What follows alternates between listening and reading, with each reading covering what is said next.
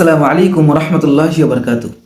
আপনারা যারা স্বাস্থ্য সচেতন এবং নিজেদের পরিবারকে ভালো রাখতে চান তাদের জন্য আমরা নিয়ে এসেছি সুন্নতি খাবার তালবিনা। তালবিনা এমন একটি খাবার যা রাসূল সাল্লাল্লাহু আলাইহি ওয়াসাল্লাম নিজে খেয়েছেন এবং অসুস্থ দুঃখিত ব্যক্তিদের খাওয়ার পরামর্শ দিয়েছেন।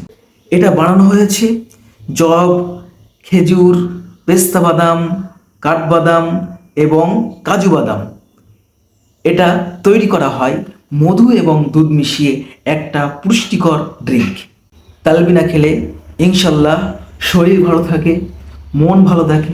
বিশেষ করে যাদের স্ট্রেস বা টেনশন তাদের জন্য খুবই উপকারী, এবং যারা হার্টের সমস্যায় ভুগছেন তাদের জন্যও কিন্তু এই তালবিনা খুবই উপকারী। এটা ছোট থেকে বড় সবাই খেতে পারে।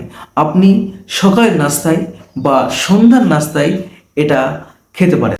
তাই যারা এখনও এই তালবিনা ট্রাই করেননি, একবার নিয়ে দেখুন, আপনার পরিবার ও আপনি দুজনেই পছন্দ করবে। তাই অর্ডার করতে আমাদের নিচে দেওয়া নাম্বার অথবা খাঁটি কামার ফেসবুক পেজে ভিজিট করুন।